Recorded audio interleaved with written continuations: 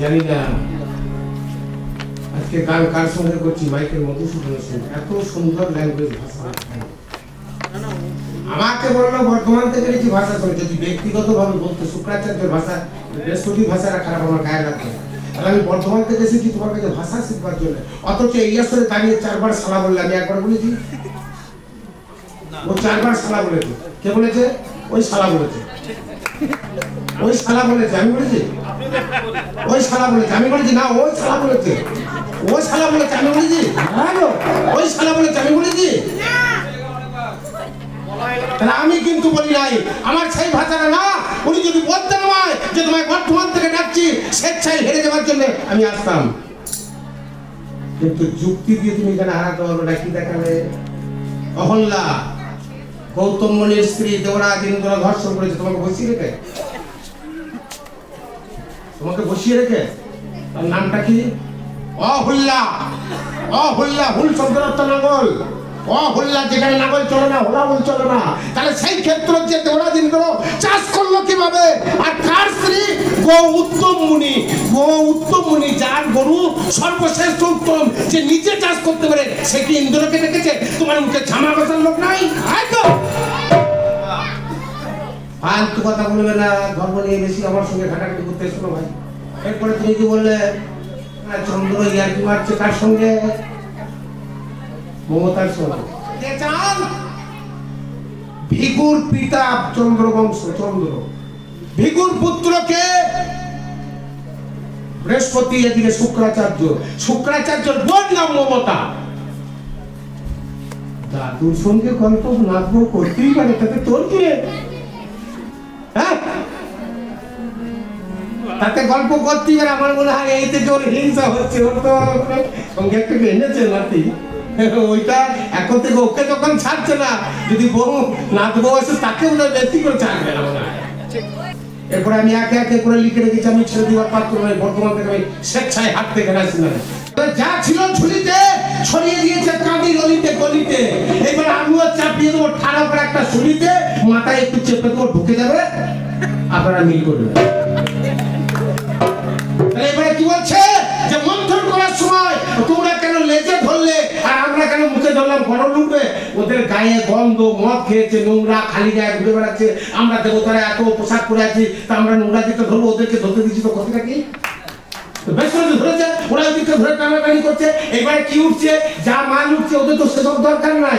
সুদা উঠেছে, ওরা সুদা খাবে। ওরা সুদা খাওয়ার লোক। আপনার বাড়িতে নিয়ে গিয়ে দেখুন, ওদের মতো লোককে সুদা দেন, আপনি ভালো ভালো জুস দেন, ফ্রুট দেন, আপনি কমলার জুস করে দেন, হবে না। তার লক্ষ্য কোথায় একটু পাঁচুই আছে। হ্যাঁ, তাহলে ওদেরকে সুদা দিলে ওরা খাবে। কিন্তু দুজন টেস্ট করতে মালটা গিয়েছিল। কেন গিয়েছিল জানো? বলছে তার গলা কেটে দিয়েছে। না, এটা ভুল ধারণা।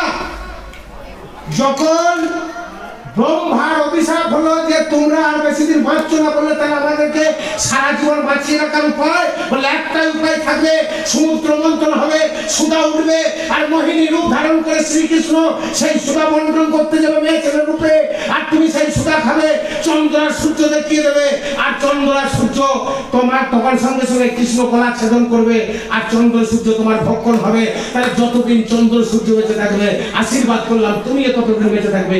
এটা অভিশাপ নয়, আশীর্বাদ। তাই আপনাকে আজ বেঁচে আছে, কোনো ওষুধ বেঁচে নাই। আজকে গান করার পর সুকান্ত দাকে বলবো যে তুমি যে মজুরিটা পাও 3টে সমান ভাগে ভাগ করো। ওর বেলায় যেন বলুন 6 সময় নিয়ে, এর যেন বেলায় বলুন 5 সময় নিয়ে। তাহলে জানবো মানুষ তমতি, দেখবো কতটা পয়সা তোমার থাকে আর কতটা ওর থাকে। তখন যেন বলুন ওর মাইনে করা আছে। আজকে বলছো শ্রমিকরা কি করে? ছোট করে শ্রমিকরা কি করে? আমরা আজকে ধনী শ্রেণীর মানুষ, আমরা শিল্পপতি, আমরা শিল্প করেছি শুধু কি আমার জন্য না। আমার এই কলকারখানায় তোমার মতো 100টা লোক কাজ করবে, তাদের 100টা পরিবার চালাবার জন্য। আমার এই শিল্পটার পাশে 10টা অনুসারী শিল্প হবে তার জন্য। আমার এই শিল্পটার জায়গায় 10টা মেহনতি মানুষ বাজারে তারা ফেরি করবে তার জন্য। আমার এই শিল্পটায় 10 জন টোটোওয়ালা টোটো চালিয়ে শ্রমিকদের নিয়ে আসবে তার জন্য।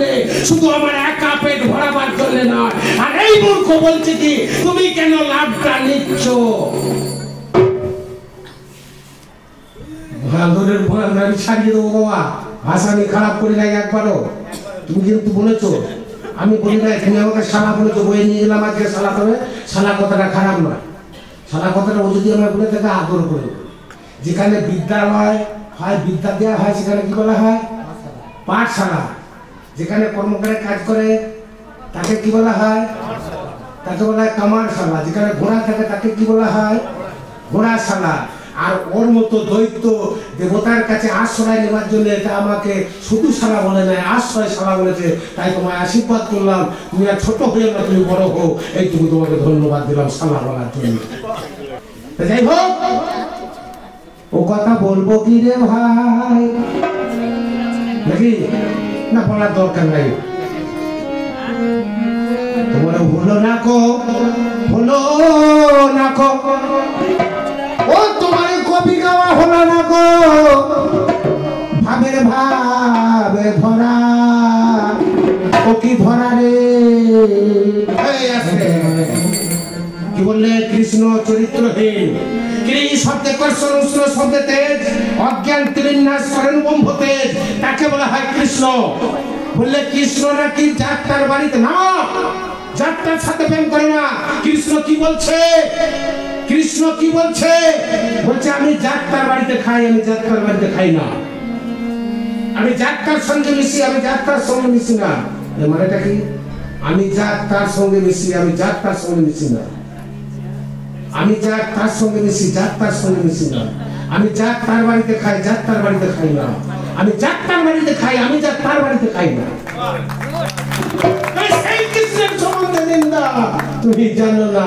কৃষ্ণ বলছে আমাকে লোকে না চাইতে না চাইতে যায়, আমাকে লোকে নাইতে হবে, না চাইতে না চাইতে নেয়, আমাকে লোকে না চাইতে না চাইতে নেয়, আমাকে লোকে না চাইতে না চাইতে নেয়, আমাকে লোকে না চাইতে না চাইতে নেয়। সেই কৃষ্ণের সম্বন্ধে নানা কথা বলো না। ঈশ্বর পরম সচিদানন্দ বিগ্রহম অনাদি আদি গোবিন্দ সর্বকারণ কারণম। আর সেই কৃষ্ণকে তুমি বললে কিনা সে চরিত্রহীন। তুমি কৃষ্ণ সম্বন্ধে জানো না। কে কৃষ্ণ? কে কৃষ্ণ? আজকের কৃষাণ যদি বলতে হয়, সেই হচ্ছে জগৎকারী ড্রাইভার, জগতের চাষি, তবে তার নাম কৃষাণ। কৃষ্ণ, গোবিন্দ, গিরিকানাই, বৃন্দাবন, গৌর হরি, মথুরা মোহন, চূড়ামণি, ননী চূড়া, আর মুক্তকেশী এবং বাঁশরি বোঝের বাঁশি, যার নাম 108টা, সেই কৃষ্ণকে তুমি বলো যে চরিত্রহীন। তোমার থেকেও এই কথা কথা বলে আমি শুধু বলি তোমার হলো না কো, ও তোমার হলো না কো, ওরে ভাবের ভাবে ধরা, তোমার হলো না কো ভাবের ভাব ধরা, কি ধরা রে? ভাবের ভাব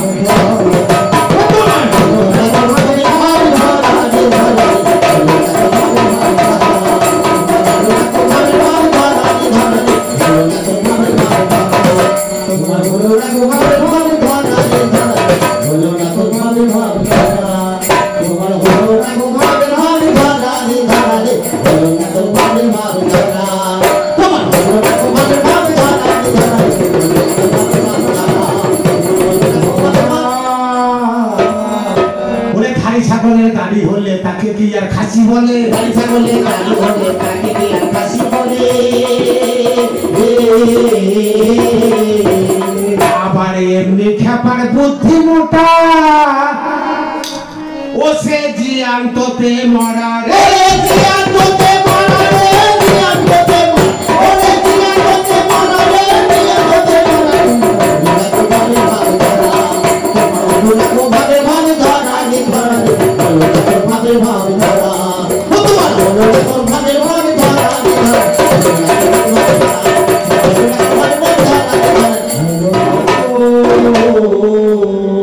2 টাকার ওই বই পড়িলে তাতে আর কবি বলে, 2 টাকার ওই বই পড়িলে তাকে কি আর কবি বলে?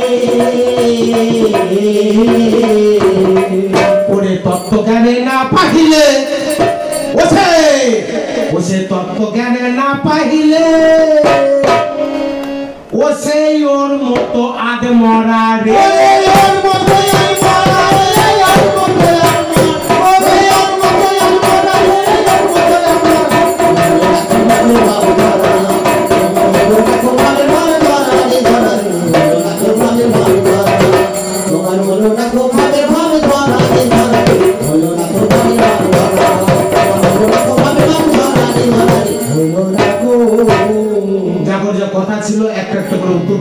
সময় আমার শেষ। আমার নাম শেখ শামসুল আলম, বাড়ি হচ্ছে মেমারি থানার অন্তর্গত মন্ডল গ্রাম। আমি এসেছি বাইকে, এখান থেকে বাড়ি থেকে এখানে পর্যন্ত 125 কিলোমিটার। এই গান শেষ করে ড্রেসটা খুলিয়ে আবার যাবো বাড়ি।